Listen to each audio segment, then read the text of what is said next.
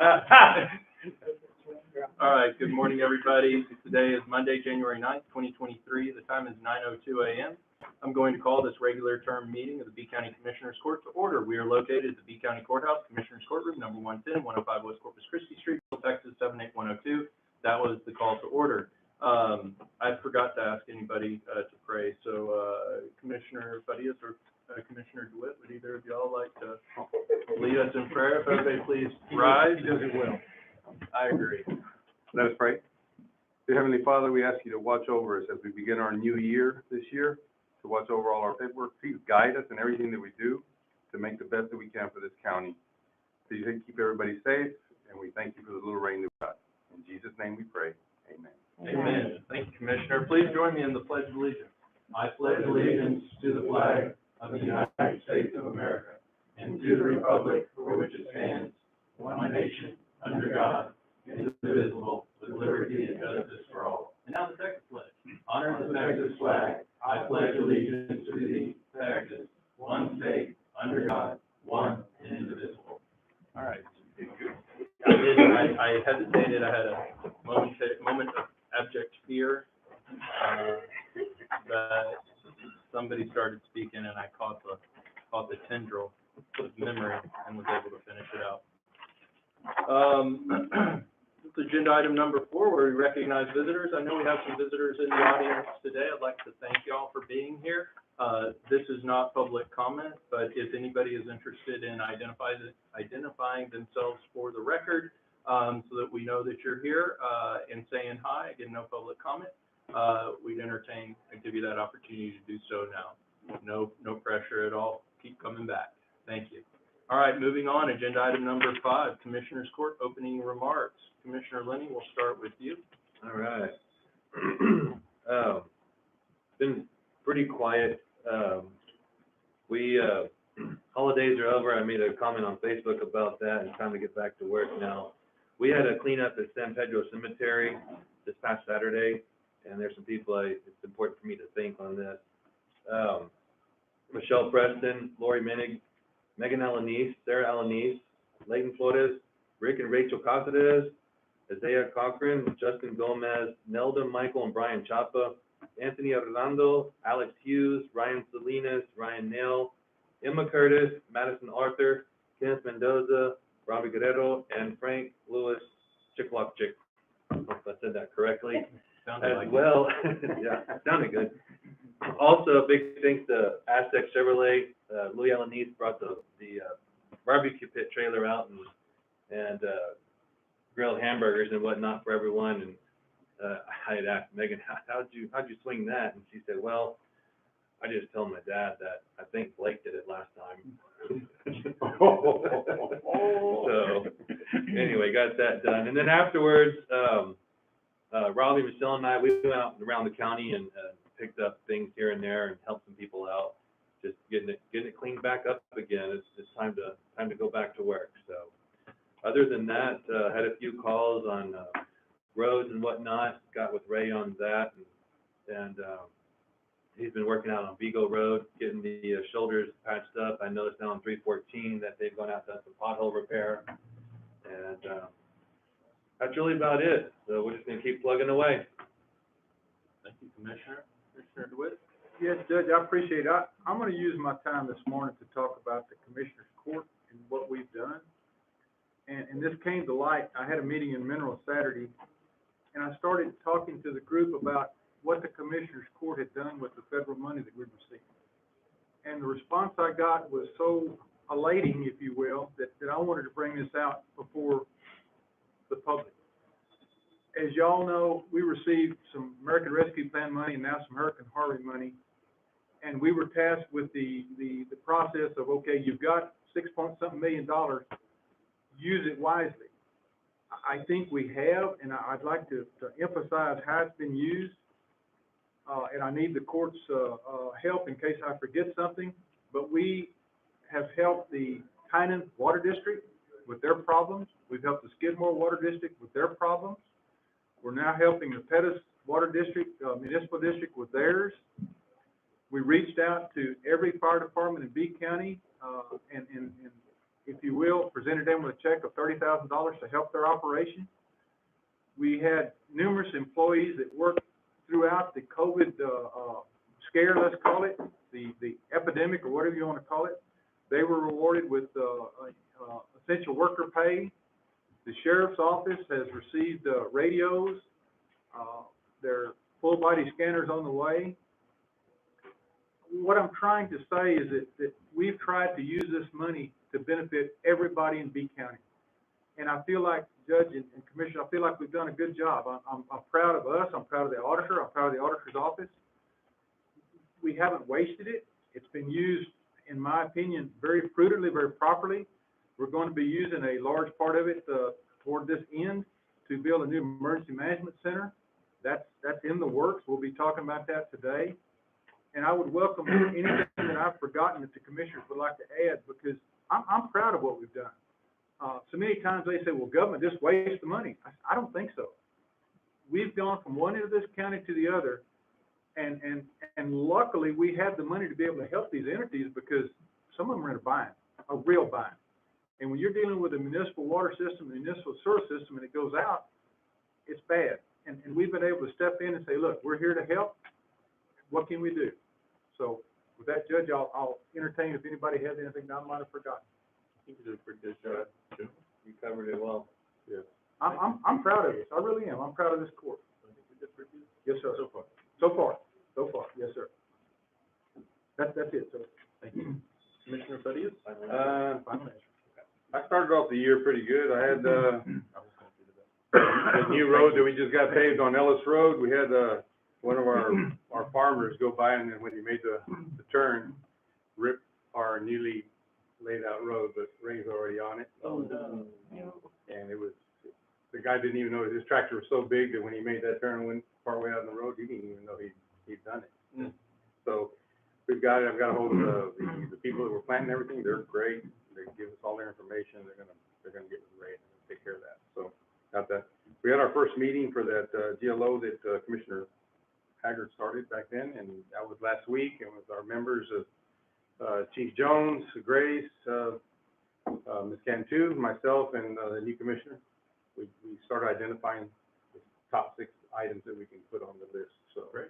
we're gonna have another meeting this Thursday. I don't know what time yet, Yeah. but we're gonna have a meeting with grant writer and the also has Hanson, the engineers. They're gonna be here on Thursday, so we're gonna get that going.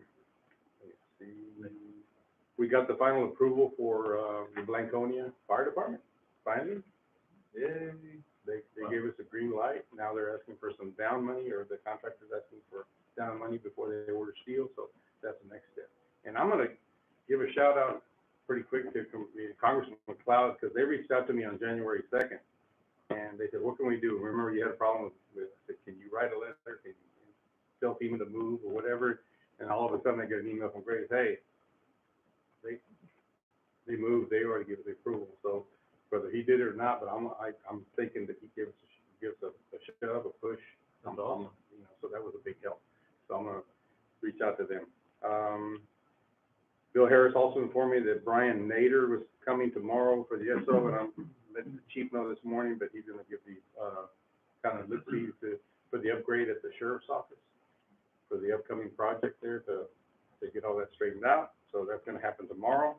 And then Blanconia, I'm gonna let Grace, give us what do we need, or what happened with the Blanconia? They're asking for the contractor's asking for a down payment to order steel. Okay, so we were, Franconia was approved for a sole source, procurement, which we already have with Lynn Steel. They wanted to review a contract, which I requested a sample contract just to make sure that the, 2 CFR 200s are covered in the contract. And, I also talked to Mr. Dan Harrell from Lynn Steel, and they are wanting a down payment for them to even order the steel or the material that's needed. And just an example of what he gave me, they want 28%, at least on one of them. It was a 30 by 40, and he requested 28% of that. So it's around that amount. Or it depends on the material, really, on how much they want.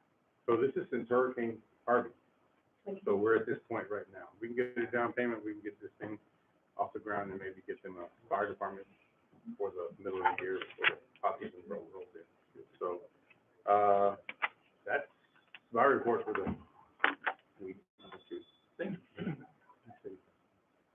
Oh, Forgot. well, I didn't get you. Oh. Free reign, I get Commissioner Glick. He's not so long. Okay, that's what happens, it's slippery slope. Yes. And you can't make an exception for one person without giving Right. everybody. Judge, I will the same see 15 seconds. 15, okay, well, The let me get started real quick. Ruins the rule. Go ahead. A couple of things real quick, just for all the people out there that are watching and are involved in the livestock show. The RV slots at the Coliseum have all been changed to 50 amp breakers. And so, make sure if you are planning on getting a spot out there to have a adapter if you have currently running 30. So that, and also I went out there, Saturday evening, and they're putting down AstroTurf.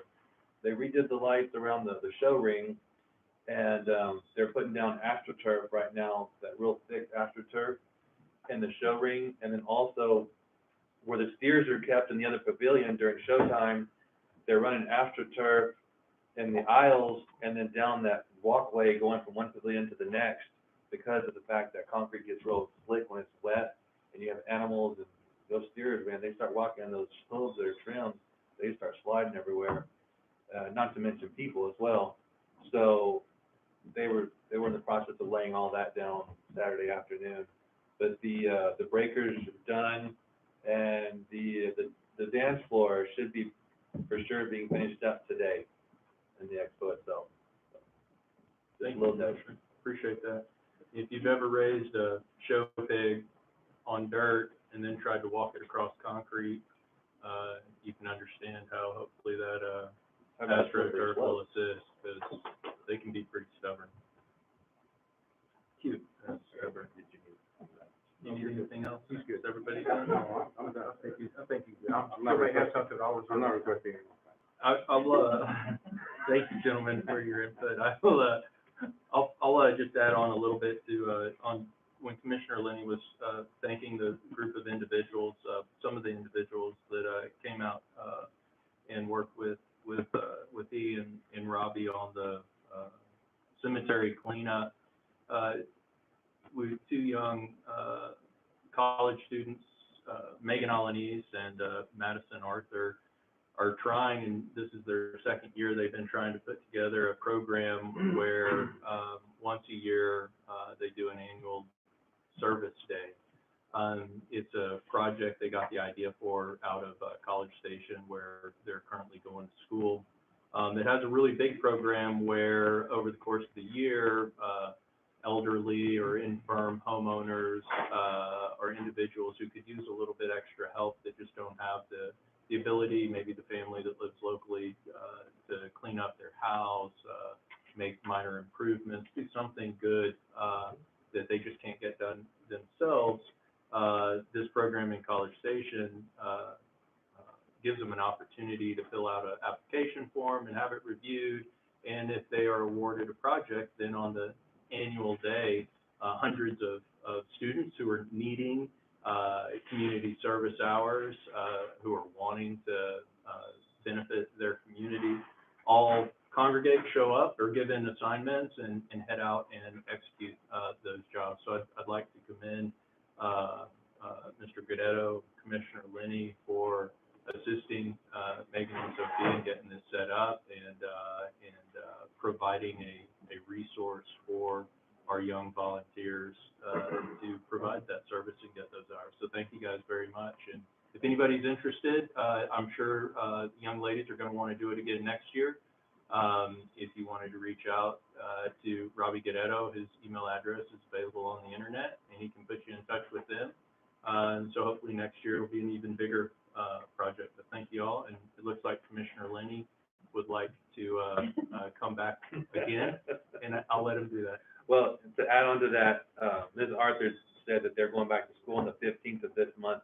but then during the summer, they want to continue this as much as they can during the summertime while they're here, and then do it again, you know, when the, I guess during the Christmas break as well. But it's something they want to do more than once a year if at all possible. That's great. So if anybody's watching, or if anybody in the audience has kids, grandkids, friends, nephews, nieces that are of school age, this is a great opportunity to, one, make a meaningful impact on the community. We've seen that over the course of the last year and a half or so with the efforts of Robbie and Chris.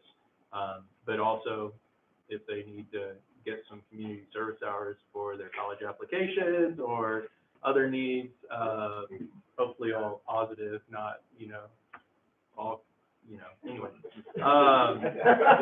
Please get in touch. And even if you do need to just burn off some community service hours, I don't know, maybe we can talk to juvenile probation or adult probation. I don't know if we've done that before. Hey, we had one at the cemetery, doing actual community service hours that I signed off on, so. Pretty much every plea deal that I've signed has a community service component, and if we provide a reasonable, easy opportunity for these individuals to actually execute and do their community service, might make a better benefit to them down the road than just paying a fine in lieu of actually doing the work.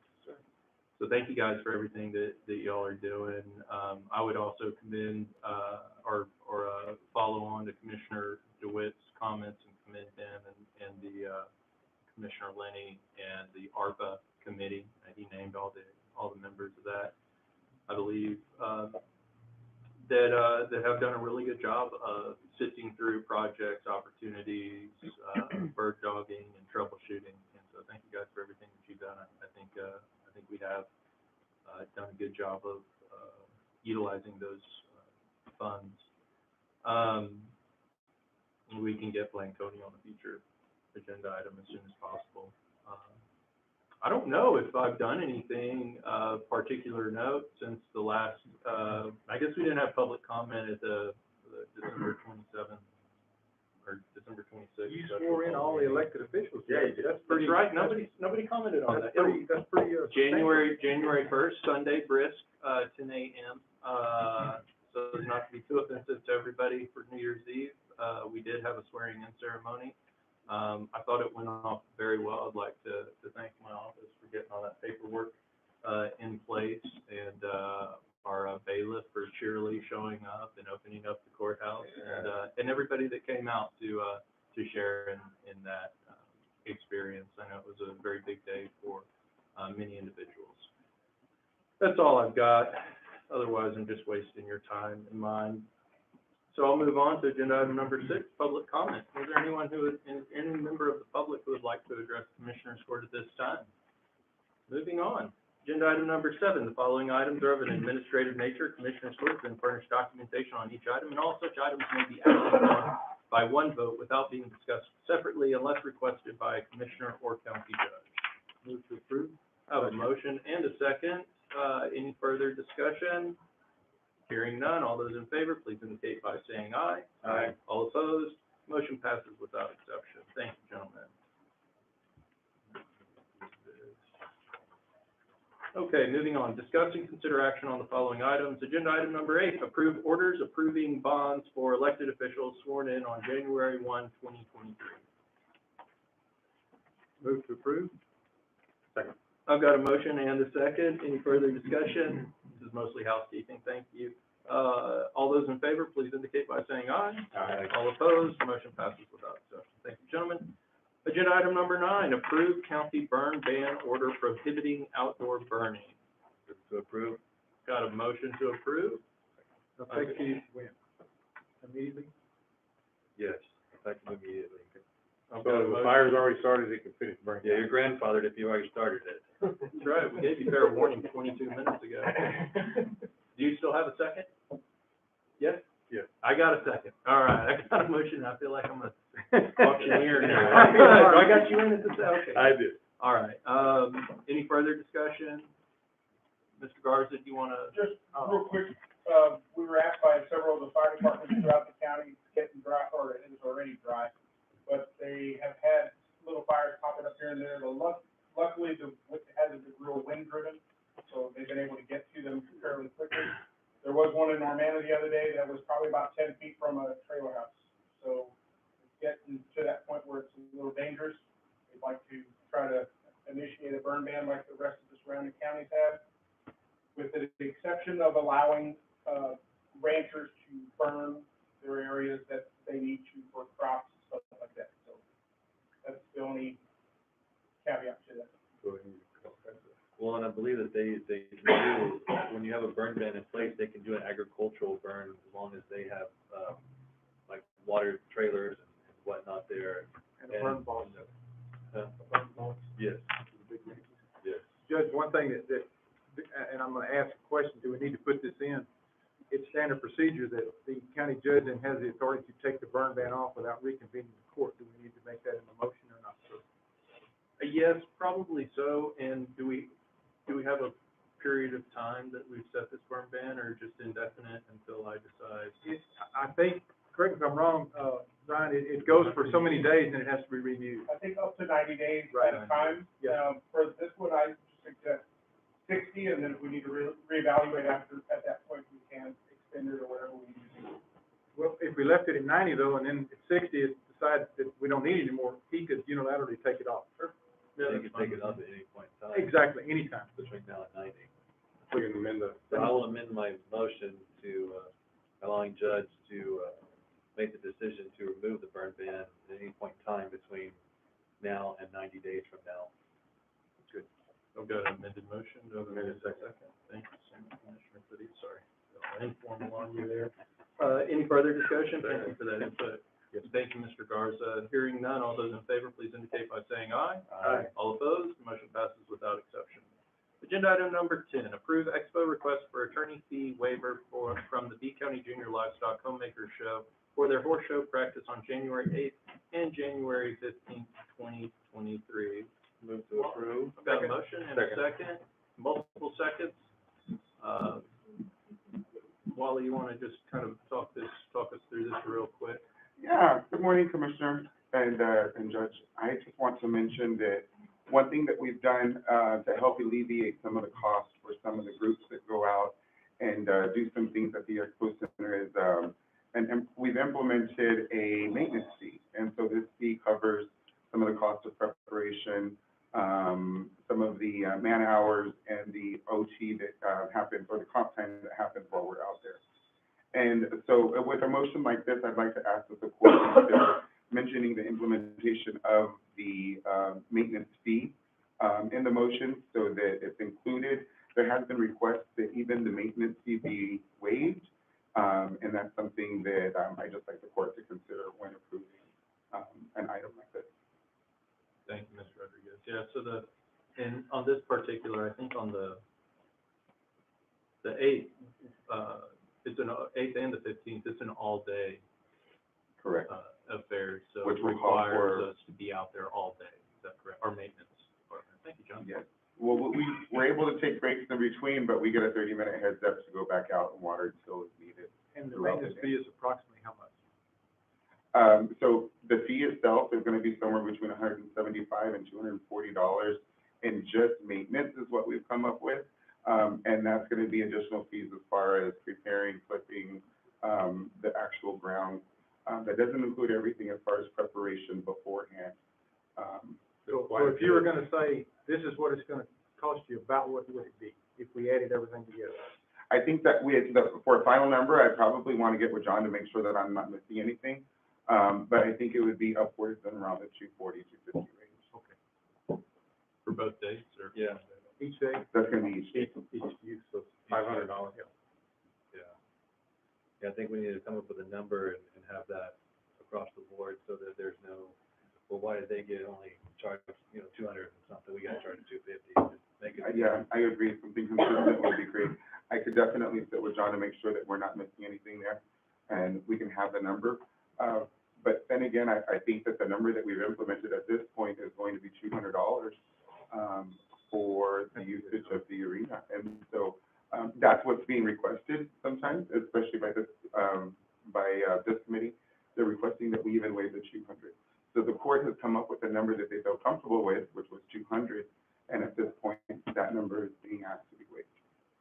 Well, I feel that, if we're already waiving the use of the expo, you know, they could at least pay the maintenance fees, because these guys that go out to work on a Saturday, on a day off, they, you know, no one works for free. It's quite a bit of, So they're getting a big break. by getting- Preparation. quite a bit of preparation, it's quite a bit of, time, that it takes. It's overtime. And yes, and the overtime does mean that we have to deal with some additional comp time at that point. You're amending your motion, sir? So I'm gonna amend my motion that we do tack on the maintenance fees to the, January 8th and the 15th, play day, or whatever, horse show practice on those days. I'll amend my second to reflect the same. I have an amended motion, amended second. Thank you, Mr. Rodriguez. Anything further? Any other discussion? Going once, going twice. All in favor, please indicate by saying aye. Aye. All opposed, motion passes without exception. Thank you, gentlemen. We're now going to move agenda item number 12 in front of agenda item number 11. Do we need to get them on the phone, or are they just waiting? They're on the phone. Oh, excellent. I'll go ahead and call the agenda item. Agenda item number 12, presentation, Texas Department of Agriculture, TDA, Form A1024, Community Development Block Grant, CDBG, Section 3, Goals and Concepts as related to the CDBG program and grant contract number CFC21-0478, given by Sarah Scott, CD Project Manager with GrantWorks. Ms. Scott, are you there? I am. Good morning, everyone. Good morning. We have printouts in front of us, and we're ready to proceed when you are, ma'am. Excellent. So we will start on the second page. So as was stated, through the grant with the Texas Department of Agriculture, it is a requirement that we go over Section 3 requirements for the grant. So the brief overview of the grant itself, the county received the following grant award. The contract is indeed CFC 21-0478 in the amount of $1 million. And the goal of the project is to install new and rehabilitate current equipment at the water treatment plant. And that's in Tynan, Texas, correct? Yes, correct. And next page. So the grant is funded through the Community Development Block Grant via the U.S. Department of Housing and Urban Development and the Texas Department of Agriculture. And page 4. As a condition of funding, the county must comply with Section 3 of the Housing and Urban Development Act of 1968. And this means that the grant recipients must direct economic opportunities generated by CDBG funds to low and very low income persons. Next slide.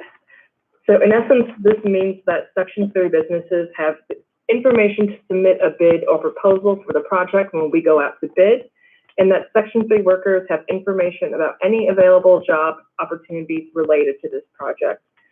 And for looking at some precise definitions, one can reference the CDBG policy issuance 20-01.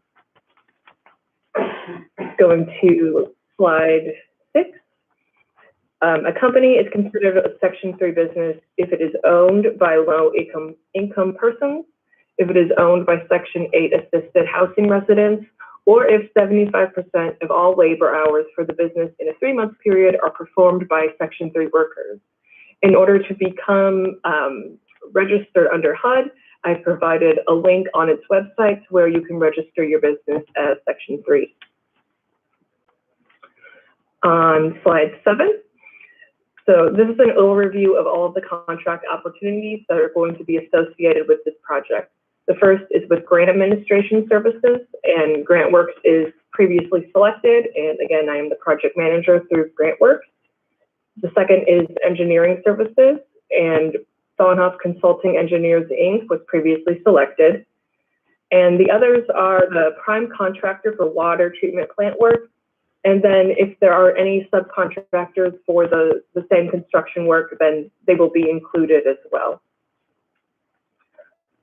Below the county threshold for your family size, for a family size of 1, that is $38,150, or if you are a current or recent youth build participant.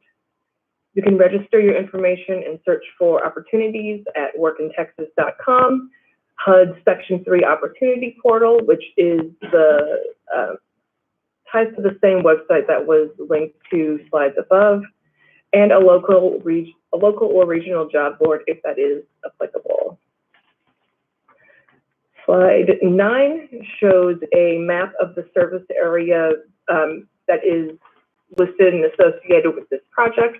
So Section 3 workers that reside near this may also qualify as target Section 3 workers. And it lists some of the associated nearby counties that would, that this would apply to as well. For slide 9, the county will be tracking all hours worked on the project based on the 3 categories of workers. So that is all workers, all Section 3 workers, and then the targeted Section 3 workers.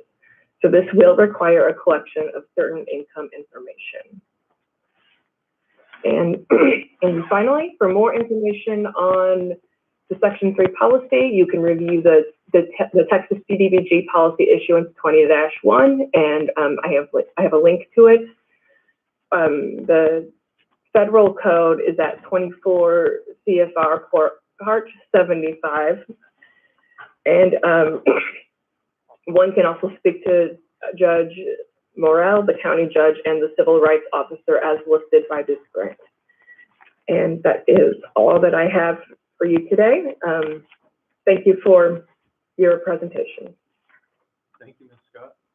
I got a question for you. Commissioner Badias, on that second to the last slide, you put the county will track. Who is the county or who's gonna track the hours? That will be, so that will be a combination of effort in between the engineer and then the county contacts that are associated with this project. GrantWorks isn't going to track those for us? So we don't necessarily track in the sense of being the ones who initially receive those hours, at least not myself. We do have our labor team who will be working in conjunction with the engineer and the county. So they will be the ones who will have the information as well. Yeah, good. Still on? Maybe mine also, I mean, It'll be Grace Grace. is part of the report, I mean, that's who it Okay. lays with. Okay. I just wanted to know who's in track, who's responsible for those hours. We don't want to be defaulting on anything for not keeping hours. Yes, If I need to keep the track, I'm sure they'll send me the instructions on how to collect all the information. Okay, because if it's part of the reporting, it's just part of it. That's just a requirement. Yeah. okay.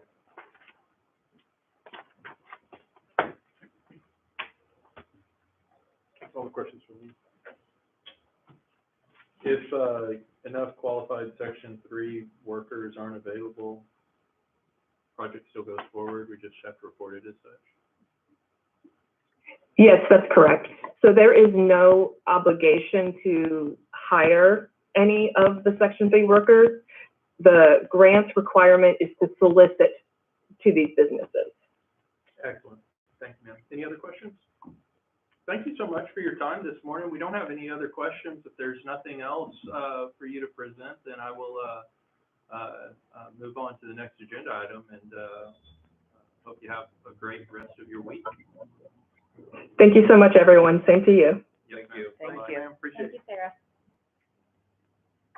Okay, moving on, agenda item number 11, discuss the pros and cons of relocating the new Emergency Operations Center, EOC, from the B County Expo Center grounds to B County-owned property located on Toledo Street and South Hillside Drive in Beeville, Texas. This is something that we've just kind of in general, conceptually beat around the bush. Commissioner Lenny, this is your agenda item. I'm going to give you the floor, sir. Yes, well, it brought to my attention that we were considering relocating the EOC, and I'd asked Mr. Mercer to be here so we could discuss as a group the pros and cons of doing that. You know, I understand at the on the Toledo Street that there's going to be a lot of excavating of the dirt because of the soil, and have the commissioner to do what it sent me a deal, like 6 to 8 foot that's going to be dug out and refilled not to mention, you know, the cost difference of having it where it's already planned out, the expo, versus having it built over here. The thing about out here at Toledo Street is that you do have the hospital, you do have Halo Flight, you do have the sheriff's office right there. But what is it gonna cost to do that versus just having it built where it's already planned and having the expo there as the, that is the, considered the hub, as the emergency hub, if you will, already. So I just wanted to hear from Mr. Mercer. Before Mr. Mercer speaks, could I give some historical perspective that the court and Mr. Mercer may not be aware of on that, Sure. that area over there? I know most of the members of the court, I think Commissioner Frias weren't involved whenever we, did the engineering study and the plans and all on the new sheriff's office and jail. And what we did there, to follow up on what Commissioner Lenny said, we excavated 6 to 8 feet of soil. You've got clay soils, elastic soils up there that move, and we excavated that soil out and put select fill in. I think it was caliche. That would have to be done where this EOC to go where the former jail and sheriff's office was. That's why the floors were breaking up, the walls were breaking. Some things that need to be considered also if we move it over here, and I think it's an excellent proposal to talk about and something to think about. It's inside the city limits, which means the city of Beeville has to review the engineering and the plans. They did that on the new sheriff's office and jail. They couldn't do it. They sent it to a consultant in Corpus. It cost us either $50,000 or $60,000 to have it reviewed. It came back. We started construction. The city does inspections as they go along. You have to schedule those inspections with the inspector. They come in, no, you can't do this, you can't do that, one thing and another. Zoning is not currently set up for that. Zoning's gonna have to be redone. Something that the design of the EOC building that we were very adamant about whenever we gave it to Mr. Mercer were the outside facing restrooms on the north side, I think. To put it over here, we're probably gonna have to delete those or take them off because we're not gonna have the cadre there that we would have at the expo. If you have an emergency where you have DPS, Parks and Wildlife, AEP, Sandpats bringing all their people and all their equipment in, we specifically designed those restrooms to be able to accommodate all those people to the outside. Not saying it's not a good idea, it is a good idea, but I think we need to really think about what all is gonna be involved if we were to do that. Plus, I think we're almost ready to go out for bid, and the generator system that we're designing will take care of the Coliseum and the EOC Center out at the expo. We would have to redo that and put a generator just for the expo or the EOC Center here, which would leave the Coliseum without one. We had looked at the Coliseum as a area where people can go and relax and sleep and get out of the weather. That's why it's connected. That's why it was put so close. So with those items, I just wanted to bring that to a perspective from Mr. Mercer. I don't know whether you knew about some of those, but those things are a factor that we need to look at. The biggest factor, though, and I'll save this for last, we don't have any money. We don't have any money to tear down the former sheriff's office and jail. Our ARP money is pretty much tied up.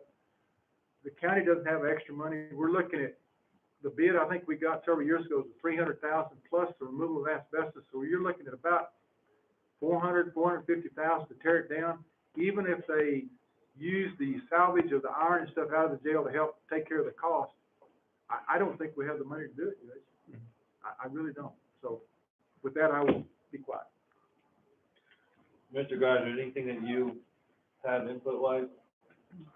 Just one of the big things about the Expo Center too that we liked the idea was the vast amount of parking, like you said, for all those entities that may come in to assist us.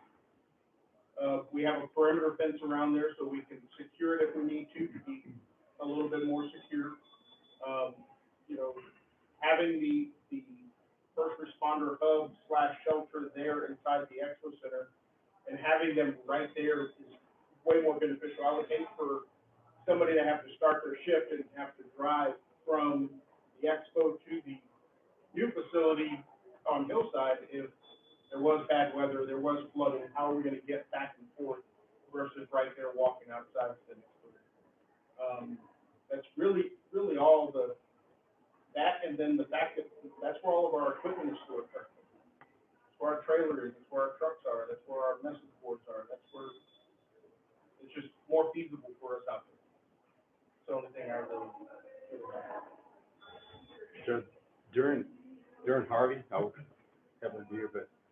Harvey, we staged all of the Coast Guard, all the game wardens, airboats and boats.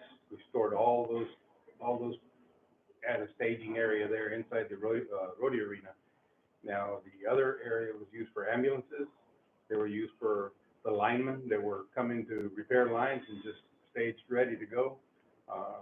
Fire truck. The fire trucks, logistically, the space is there. Yeah. All these vehicles can be parked there, and if they wanted to bring it hot and roll it out into the expo, have a generator. Also, the radio tower for the communications is right there on site with the generator. So that, I think Mike Trump was decided here a little bit, just because of the area. Other than that, I mean, both sites are good. I think that one provides a few more options for us. Mr. Mercer? Thank you, Judge, Commissioners. Some of the things that y'all mentioned, I had on my list of pros and cons. I'll talk specifically about the cost of lumber, the other. The structure that we've got designed out here has canopy that ties into the exhibit hall, exhibit buildings. We wouldn't need that, that would be some savings there. Smaller generator for a single facility versus 32 buildings, be some savings there. But a new site, gonna be some additional design. We're gonna have to do some redrawing of what we've got drawn already.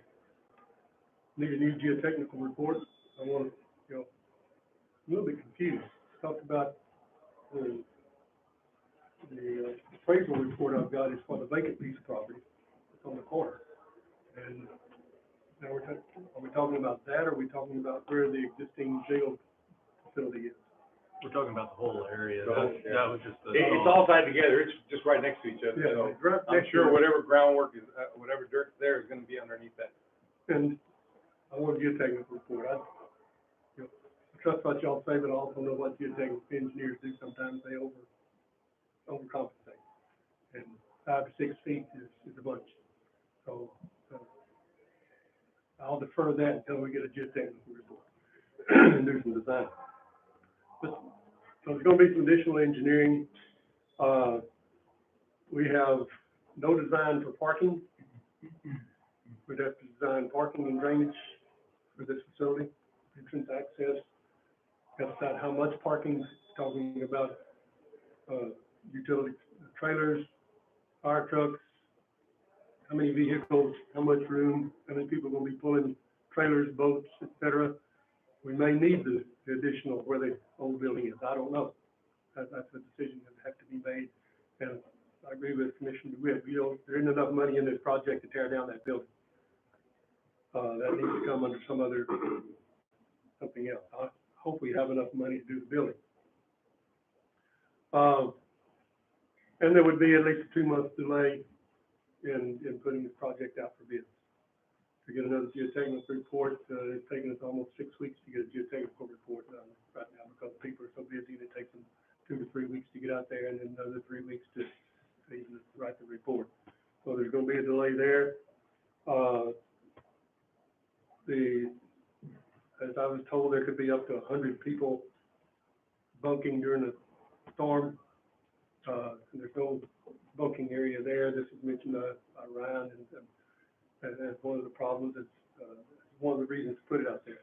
And the zoning change. Right now, I think it's zoned residential. Yes. And I was going to leave here and go to the city. I sent this appraisal report to the development office of the city and said, look what has to be done in order to do this. And they hadn't gotten back with me, so I was going to go to the city and check on that after I left here. But those are some of the pros and cons that I see. And right now, just cost-wise, construction cost-wise, I think depending on the size of the parking, probably going to be a little bit more expensive to put it here in town than it is out there, because we do have all of that paved area. We're not going to do any parking around the building. There's sufficient area there.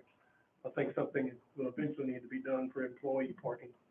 The half dozen people that are going to work in that building pretty well full-time, we may want something right behind the building and a drive around it, but that's not something that'd be necessary at this time. We've got the,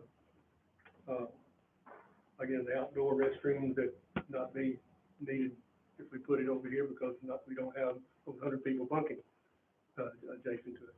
That leaves this area without sufficient restroom capabilities for all those people. So that remains a problem. So, my recommendation is, we've got it pretty well designed out here. May not want to, additional cost, additional time, additional impediments to putting it here in town, probably make a decision to leave it where it is. Commissioner Mercer, could you give us a report on where exactly are we on? We're 95% plus finished with design on everything. I would be basically coming back to the commissioners within the next 30 days to advertise for this. Any other questions? No motions, just discussion items. Well, thank you, Mr. Mercer, for being here this morning. I don't think it's necessary for you to go over to the city at this time. Okay. And, but I appreciate you being prepared this morning and Thank coming you. up. Thank you. Anything further, Commissioner Lenny? No, I think that covers it. Great, thank you, gentlemen. Thank you, everyone. All right, moving on.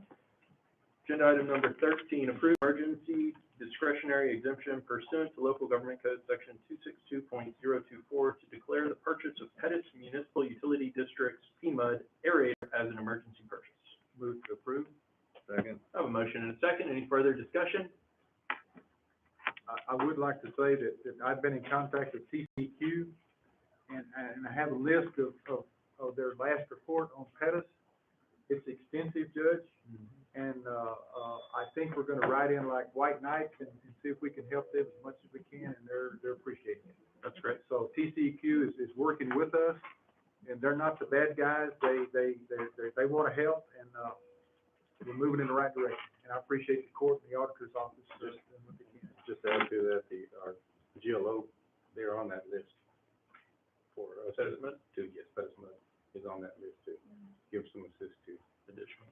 So we're doing everything we can to help them, and I appreciate Natalie, and I appreciate Grantworks, I appreciate everybody, because they're real close to being in the bind up there. Yeah, and it's often the case, you know, with our Yes. rural Absolutely. districts. And I'm gonna try to meet with them this week and, look at everything personally, so. Great, thank you, Commissioner. Anything further? Hearing none, all those in favor, please indicate by saying aye. Aye. All opposed, motion passes without exception. Thank you, gentlemen. Moving on, agenda item number 14, approve request for permission for the B County Clerk to use the county credit card to reserve rooms for the Texas Association of Counties TAC Conference held January 23rd through the 26th, 2023. Move to approve. Second. We got a motion and a second. Any further discussion? Hearing none, all those in favor, please indicate by saying aye. Aye. All opposed, motion passes without exception. Thank you, gentlemen. The housekeeping, those of you all in the audience. Agenda item number 15, approve request for permission for the Tax Assessor Collector, TAC, to use the county credit card in March for the 2023 Tax Association Conference Hotel accommodation. So moved. Second.